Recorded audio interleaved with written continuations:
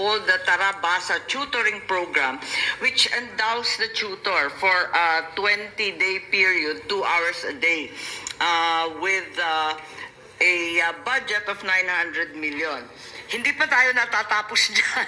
Maliban pa dyan sa mga community-driven, meron pa yung projects nila sa former conflict areas. Eto na si Pamana.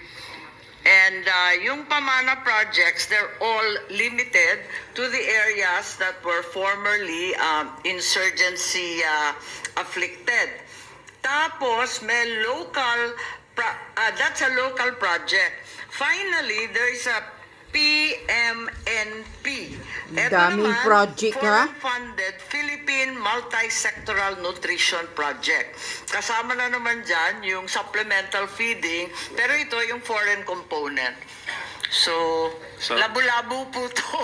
Kaya nga parang nakita ko na parang the program wants to be a mini government, but ang main function is to extend assistance. Yan lang. Basta iba-iba kahit anong problema. Pero so if this is a program, sige nga, how long has this been a program of the DSWD? Huwag na muna natin pag-usapan yung components of the program, but as a program. I believe that this has been going on for over 20 years because I recall that Can we have the year? I think DSWD should know the year. 2003. So this is a 20-year program, and in 2017, the minority leader himself initially proposed the Kalahi KKB. I believe that seems to be on record as one of your initiatives, Bob. Well, I think I will disown that that initiative. I have no idea. I have no recollection, Mr. President, that I have understood this Kalahi program. So I would not. Yeah. I would not. Daming program para lang I believe makanakaw. it has morphed since the time you initially proposed it Okay. as a community development program. If it's is this program intended to have a natural lifespan? Is this program to expire in the future? Yung foreign funded na infra last year na next year. Yes, if we notice the World Bank foreign-funded infra component, the infra component will already expand by the end of 2024, December. So yun, patapos na yun. Yung OSAID is long gone. I think there's an application for additional funding with the ADB naman, and this is for more additional community-driven development programs. So, may natatapos naman po. Hindi, pero since meron pa tayong ADB application, we don't intend it to end in the near future, bale. Yeah, we're extending the program. We're borrowing pa ADB. Yun po. These are exploratory talks. There's nothing firm yet. But the intention of this community-driven development program, na humihingi sila ng additional funding, was to respond to the effects of COVID and the continuing disasters in its wake. So, yung mga far-flung provincial communities ang ina-address niyan. Does this, since this looks like it's a very important program of the DSWD and also well-funded and it has a large budgetary impact, meron naman siguro kayong comprehensive brochure about this program? Sige nga, pag-aralan, pag kailangan po yata ito talaga Yes, I've upuan na, opo, Mr. President. Yes, tama po si Minority Leader. Actually, I compelled them to list all the different modalities since there seem to be so many different forms and shapes of this program. Essentially, I believe this has been work in progress. Every time there's some kind of an emergency, a program is birthed from the disaster, the epidemic, and all other calamities. Sige po, sige. But since we're talking about the budget, sige, para po na maintindihan po natin, no? The budget for the Office of the Secretary in the committee report, 241.8 billion. Okay. How much of this would be under the Kalahi SEEDS program? It's 3.9. 2.9. It's 2.9. Originally 3.82. It's now 2.934 billion. Billion, 2.9 Kalahi billion pesos. program. Anong program Of yan? that 241 is for the Kalahi Seeds program. And this is the 2.9 are the locally generated funds. May foreign component pa ito? Wala. That's already our share. That's the breakdown I read earlier among the different projects like the Pag-abot, Balik Probinsya, Cash for Work, etc. That's all locally funded. Loan proceeds to be devoted to Kalahi. Magkano? Yes. There's only one loan left. I think that's a 3.7 billion Okay. for additional financing of the post-COVID loan. Additional finance. And our counterpart and payment is contained in the unprogrammed section. So Yes, that's how much done? the loan proceeds is 3. Yes, it's 3.7 billion. Yes, okay. Sir. Unprogrammed po ito. Unprogrammed Yes, it's appropriation. right now in the unprogrammed, although there's a request that it be included in the GAA given the delays and sometimes the uncertainty of unprogrammed Okay. items. If this item in the unprogrammed appropriations to the tune of 3.7 billion, should it be released? Okay, may possibility naman ma-release yun. Oo naman. So, I will add this to the 2.9 billion. So, 6.6 billion ang ating Altogether. budget for Kalay Seeds. Yes, Claro? 2.9 plus 3.7. Sige. 2.9 plus 3.7 Kalahi program. Anong program yan? of Daming course, program. This program's budget dwarfs the Kalay Seeds budget. How much is our 4-piece program? I think 4-piece. it's upwards of 50% of the budget of the department. It's 112,835 million. It's now been reduced actually by the Senate. Okay. From the original amount, it's now 103,953 million. Okay. And 100 actually, billion, there have been questions about the reduction For because peace. they've been spun out to different projects. How come itong 4-piece is also a regular program of the DSWD? Yes, that's the largest program. Since when? Since 2007, I believe it started out as a pilot project that was ratcheted up as phase 2 and phase 3. So it started. It's actually been going on for, what is it now? 16 years. 15? Yeah? 16 years. No? 2007. 2007. Okay. Yeah. Kaya nga, but if we look at the amounts given to the program, masyadong volatile. Can you explain why the volatility in the amount given to the program? Yeah. That's a constant. I think it's been a constant. It's always been roughly 50% of the DSWD budget. Parang ever since yan na talaga yung amount. Over time, it's always 50%. 1.4 million households constantly being serviced. 4.4 million households. They're the target households because that's so far what we can afford. Hindi, yung answer na it's always 50% of the budget, parang all the more naging arbitrary eh. So, it's just a formula, then we set aside the amount for a 4-piece program. What I meant when I said volatile, Yes. volatile kasi, for Yes. example, ngayon sa budget process, ang amount niya patalon-talon eh. 112 billion is was the proposal of the House or of the NEP. And then Senate version 103. We can just discard 9 billion, ganun lang ba yun? That's in the Senate version. Being that in our assessment, at least in the committee, there were quite a few had graduated or by natural circumstances became disqualified. Wala na silang minor children. So natanggal na sila sa listahan. And the exit strategy always is, pagkatapos na ng 4Ps, mag-sustainable livelihood and they can avail of other training programs. Doon ako interesado nga sa graduates kasi if the program which is meant to assist the poorest of the poor or including the poor, ano ba itong programa?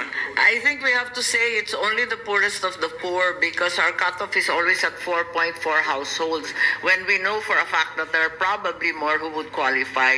There's a very large waiting list, particularly after the pandemic. So we look at the households. What is, from the point of view of the DSWD, the Philippines is composed or comprised of how many households, Mr. President? Total household. 4.7 million households. Tapos 4.7 million household. Sorry? Official statistics po Yes. is 4.7 million. percentage calculator. Yes. Whereas DSWD is only able to service 4.4, the PSA states that there's a 4.7 impoverished household figure. So there's still a significant number that await some help. Yes, but siyempre, if you talk about households, siguro the DSWD has an idea how many total households in the Philippines. Kasama Forbes Park. Yan ang tanong ko. Total. Yung total. Ano, Opo. because they always deal with the poor. No, I they think must- it's upwards of 20 million households. 20 million households. Oo. Pero dun sa 20 million, yung considered poor, nasa 6 million, ang nasa survey is 4.4. Tama ba? Mali yung sinabi kanina.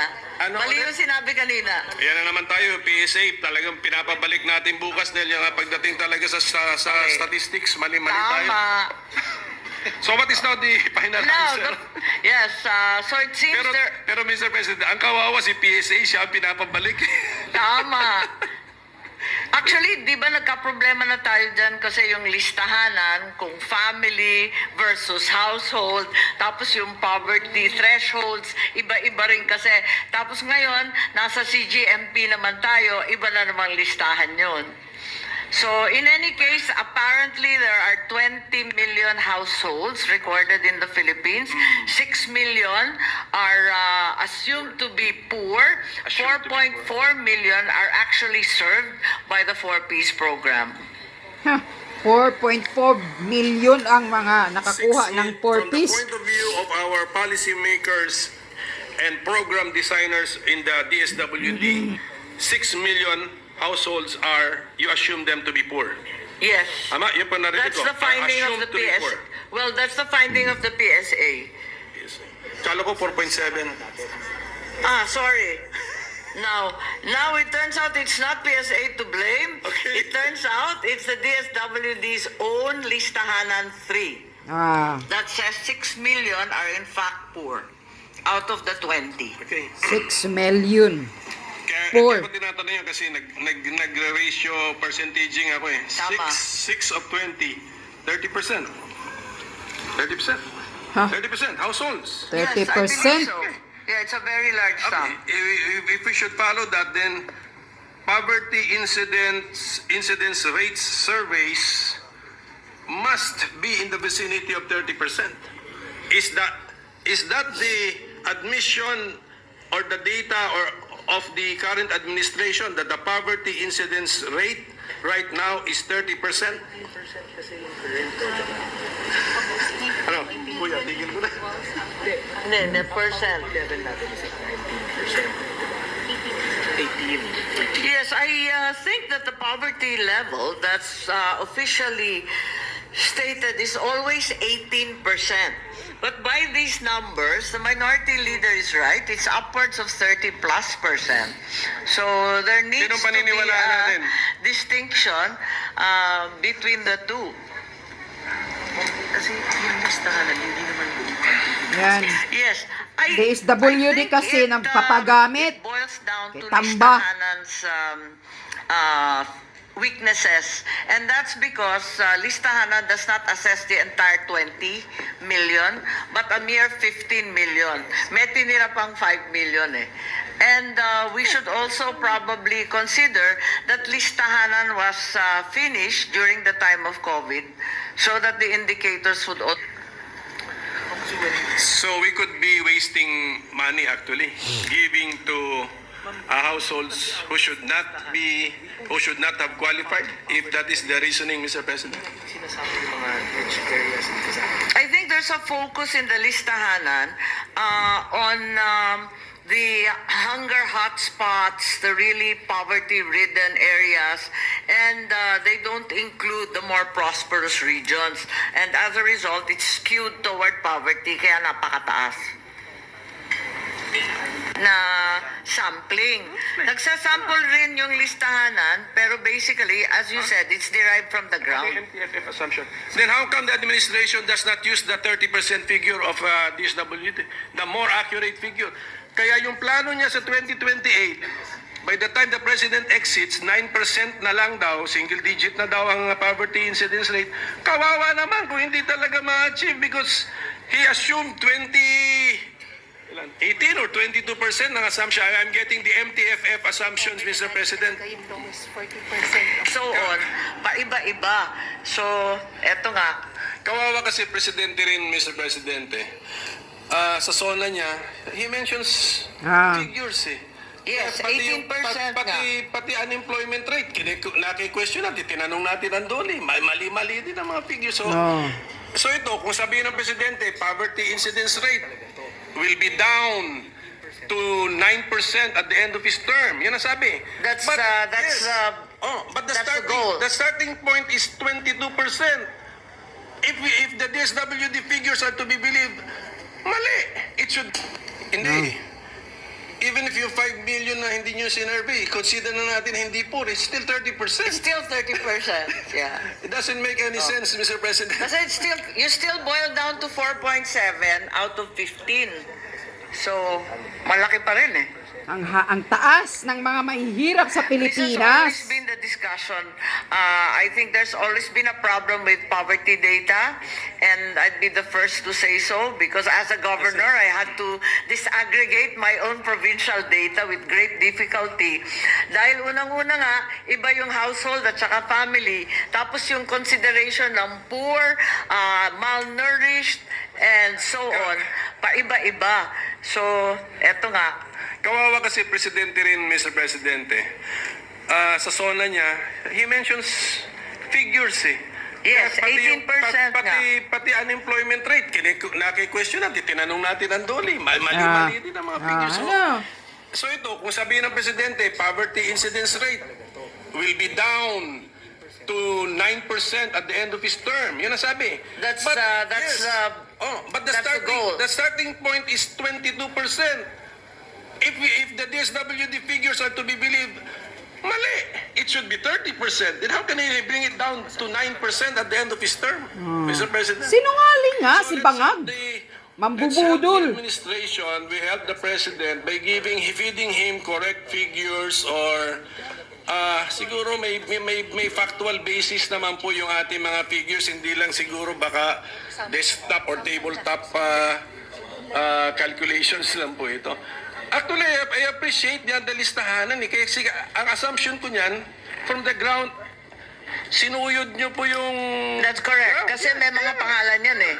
Hindi katulad ng PSA na sampling. Nagsasample rin yung listahanan, pero basically, as you said, it's derived from the ground. MTFF assumption. Then how come the administration does not use the 30% figure of DSWD, the more accurate figure? Kaya yung plano niya sa 2028, by the time the President exits, 9% na lang daw, single digit na daw ang poverty incidence rate. Kawawa naman kung hindi talaga ma-achieve because he assumed 18 18 or 22% ng assumption. I'm getting the MTFF assumptions, Mr. President. Kayong lowest 40% of Yes, I think the idea or the strategy of the DSWD is to saturate the poorest barangays.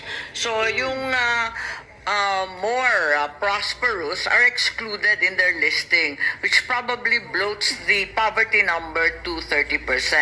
It Kasi does not- saturation of rural and urban poor yan eh. Secretary, with your people, it does not nga eh. But that's my point. Even if we assume that the unsurveyed 5 million Are all are rich. all rich, 30% pa rin ang, mas masama nga yung sinasabi nyo na 6 million of the 15 are poor. Ano na yun eh? 30 plus percent, 36%, more than 36%. Mas malaki talaga ever since yung DSWD working figures for poverty than PSA. Mulat sa poll, there's always been that disconnect. Pero, And I we've mean- always questioned it here in the Senate. And the answer has always been that their focus is to saturate the rural and urban poor barangays. Yeah, but the administration which the secretary is part of, okay, your success will be measured against your promises. Tandaan nyo, the president promised at the end of his term, single-digit poverty incidence rate. Ang interpretation ko dun, not more than 9%. Correct. Okay.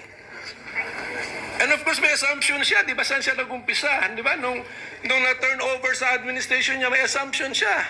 Ang layo ang na-assumption na it's not in the vicinity of 30%, which is reflected by your figures na sinuyod ninyo from the ground. Mas maganda nga yung figures ninyo. Mas maniniwala ako sa figures ninyo. Yeah, totoo. Assumption niya. Kasi may pangalan to eh. May address. Well, Talagang ever since PSA, mas malaki talaga ang DSWD at mas maniniwala ako sa DSWD with all due respect dahil may mga pangalan, may mga address, may kung sino-sino talaga ang nakalistang poor. ang tanong ko po, do we see the problem or not? Yun lang yung tanong Yes. ko eh. I mean, Correct. We're with you in complaining about this moving targets. even the MTFF will fail, Mr. President, kung mali ang assumptions.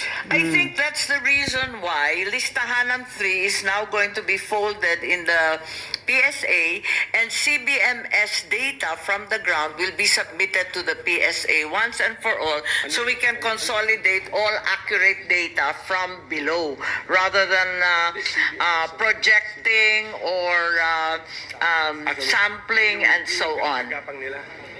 community-based monitoring. Sila yun. Manpower nila yun. Yung CBMS po, manpower po ninyo? No. Kanina po? This is going to be a combination. It's an existing project of the LGUs. They will be guided and analyzed thereafter by the PSA para isahan na lang yung ating data at hindi pa iba-iba yung measure. Kasi actually, Eh? Bakit nawala ng kina-cut off ninyo ang that sound? listahanan used for any other programs of the DSWD. Is that important for AIX? Muted. Ma'am, ayos hindi. But for other programs, even sa other department, like the lifeline rate ng DRC, Yes, I think the listahanan, of which listahanan 3 is the last, It's being used for lifeline rates for the ERC and other projects of other departments. In PhilHealth, for example, ginagamit din yan. Sa Unifast, whenever it gets paid by CHED, is also using listahanan 3 as the basis. AIX does not. AIX does not because it's derived largely by the DSWD together with the LGU when emergencies arise. Okay. But you have computerized systems in such a way that is a beneficiary allowed to accept the benefits of more than one program of the DSWD? Yes, they are actually. In principle, they should perhaps be called better, but the reality is there are different groups that are being addressed by different programs. So, for example, Ano ba? AICS. oo. Ito lang po for the information of everybody, especially the DSWD. Kasi Sorry, the Secretary is a member of the official family para ma-discuss nyo po to sa taas sa cabinet. that's correct. In your MTFF, the assumption 2021 poverty rate is 18.1. Okay. Kaya malakas ang loob ng economic planners, ng official family, and of the president to commit that at the end of his term, 9% ang poverty rate. So, okay? So just, input na lang po natin yan sa planning po ninyo kasi Pero it's the same. It's the same. It's still way off. ito, at least we're talking to the president's sister, so who is I our don't know sponsor? that, Madam, that helps the... Madam, okay. Inotil din But I yan si think Amy. there's a great hope pinned on the CBMS actually consolidating data once and for all. Dahil as we know, yung PSA naman very undermanned din. And the 2020 census, as a matter of fact, was finished very late dahil nga sa COVID. So talaga may problema lahat ng datos natin. Kami po minority sa Senate. Hindi kami aligned with the administration, okay? Sabi ko, ang tawag namin, we are critical cooperators. We want the administration to succeed. Okay? Kasi ang success naman niya, success ng bansa eh. Okay? Tama. Pero, tingnan niyo naman yung mga pangako tuloy ng presidente who is the brother of our sponsor na I hope umabot on a Sunday lunch meeting sa kanya. Okay? Pangakong 20 napako. pesos per kilo rice. Right. Ah. Yan. Oh, siyempre, binase niya yun on something. But if it was fed garbage in, garbage out. Okay, ang plano sa energy, bago daw siya matapos ang kanyang termino, total household electrification. Sa hearing natin, magkano budget? 70 billion. Saan manggagaling? Di pa namin alam. 70 billion. Official Development Assistant. Sa housing, Housing. 6 million units, homes. Oh, housing. Pinamala sa 3 million. At the end of my term, 1 million a year. 1 year and more than 1 year now. Wala pa eh. Na-actual term. So in-adjust na lang. 6 million housing units to be launched. Oh, I mean, and then the poverty incidence rate. No, Yes, I share the minority leader's frustration, and and I do not know the president very well, but I know he has interest in mathematics. Yes. Okay. Alam ko yan. Alam ni ate siguro yan. Okay. he's a He's math and interested in physics mathematics. Okay. major po. Math and physics. Okay. Yes po. And then he always mentions governance being science-based. Okay, science-based. Pag science-based means you analyze the data, make your conclusions, but the data are researched.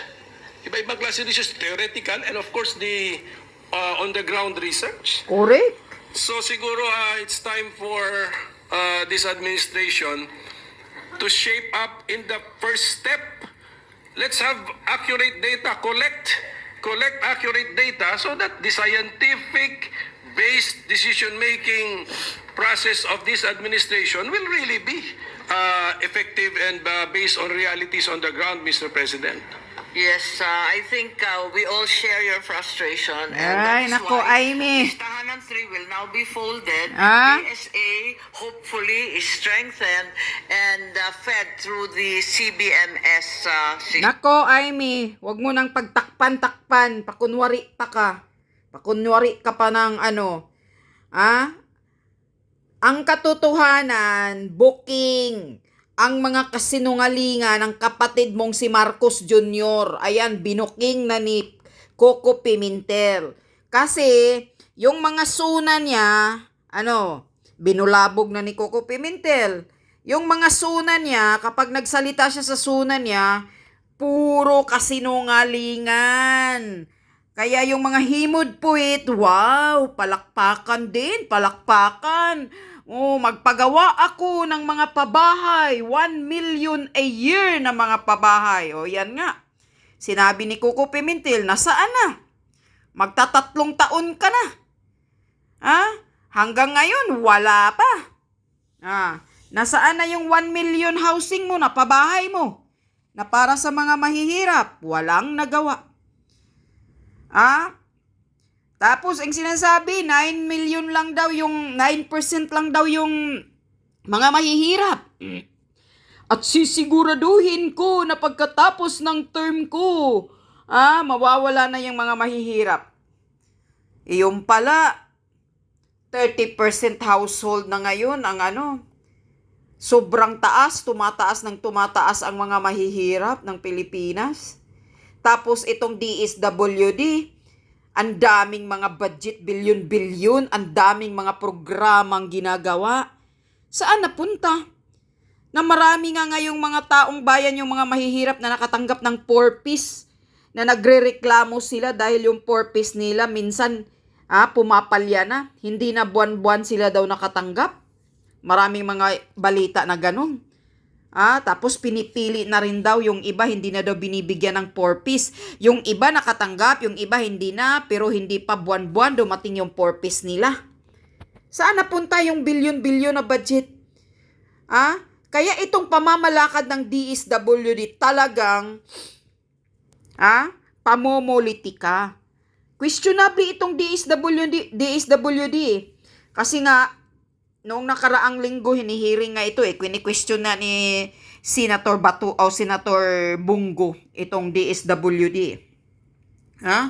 Hindi nyo pira yan, sabi nga ni Senator Bungo. Huwag nyong pahihirapan ang taong bayan dahil para sa kanila yan, ibibigay ninyo ang para sa kanila. Katulad ngayon, ngayon narinig na ni Coco Pimentel din yung bagong programa, Kalahi Program. Anong programa yan? Kalahi program na naman. Itong DSWD, gumagawa ng kung anong-anong mga pangalan-pangalan, IX, Kalahi program, 4-piece. Okay lang yung 4-piece. Kasi mayroon namang nakatanggap pero hindi na lahat. Nagpapalya-palya na, hindi na daw buwan-buwan nakatanggap sila. Tapos yung iba hindi daw nakatanggap. At yung IX, anong putang inang IX na yan? At saka yung Kalahi program. Ano yung Kalahi program na naman na bilyones na naman ang pundo? Tingnan nyo, ang daming pira ng Pilipinas. Pero saan napupunta? Sa kanila lang. Ginagamit ni Tamba, pamulitika ang DSWD. Kontrolado ni Tambaluslos ang DSWD. Yun daw ang nangyayari. Kaya kawawa talaga kayo. Kawawa talaga ang Pilipinas. Ubus-ubus na ang pera ng Pilipinas. Kaya hanggang nagbinta na lang ng 25 tons na gold reserve natin. Tingnan no? Ito ang pinakaunang presidente na si Bangag Jr. Na nagbibinta ng 25 tons na gold reserve ng Pilipinas. Nasaan ang gold ni Marcos? Na yun ang ginagamit sa pangbubudol noon, na marami daw gold. Nasaan? Kayong mga tanga na nabudol, na naniniwala na maraming gold ang Marcos, nasaan na? Bakit ngayon ang binibinta ang gold reserve ng Pilipinas? 25 tons. Tayo lang na bansa sa buong mundo ang pinakamalaki, pinakamataas na nagbinta ng gold reserve. 25 tons. Imagine? Bakit? Ubos na ba ang pera ng Pilipinas? At nasaan ang napunta ang pera na naman? Pamulitika na naman. Nasaan yung Maharlika funds? Wala na, tahimik na ang Maharlika funds. Hindi na minimension ni Bangag. Nasaan na yung mga investor mo, Bangag? Nasabi mo, mayroong nag-pledge na ganitong bansa, $1 billion. Nasaan na? Ni isa, wala. Tahimik ka na, Marcos Jr. Ngayon, ang lagi niyong binabalita, tinitira niyo si Sara para diversionary tactic yung style ninyo. Pagtatakpan ng mga bangag na gobyernong ito ang lahat ng kapalpakan, ang kapalpakang kabuisitan ng ginagawa ng gobyernong ito, pinagtatakpan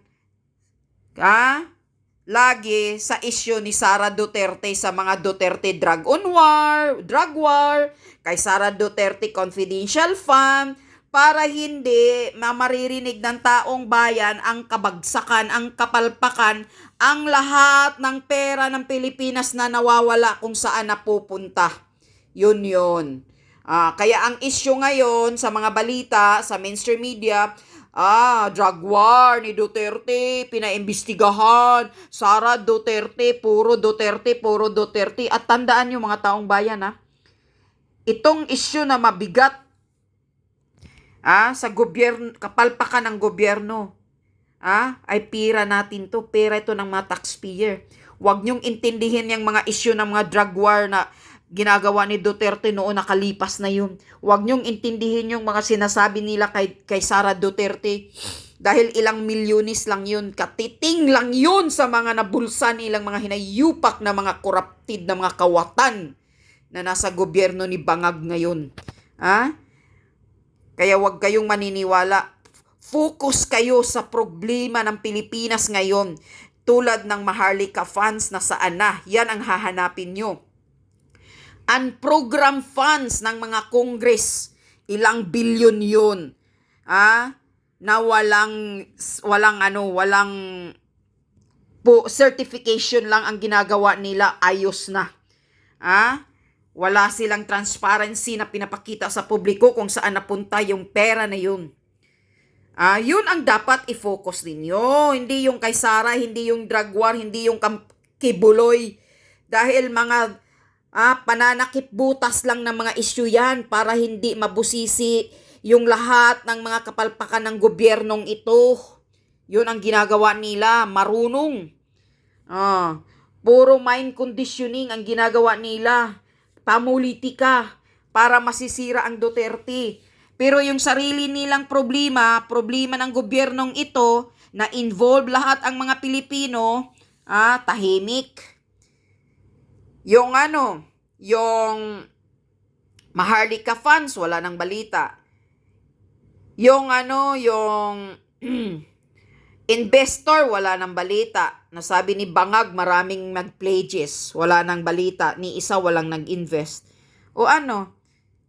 Yan ba ang gobyerno? Yung kay Bangag sinasabi na 1 million na pabahay niya taon-taon, wala na. Kaya lahat ng may sinasabi ni Bangag, ni Marcos Jr. sa suna niya, puro kasinungalingan, puro pambubudol. Yung nahuli nilang druga daw sa Alitagtag, nasaan na yon? Nasaan na yung driver? Ano na ang issue? Wala na. Yung issue ng PCSO, ano nang nangyari sa PCSO?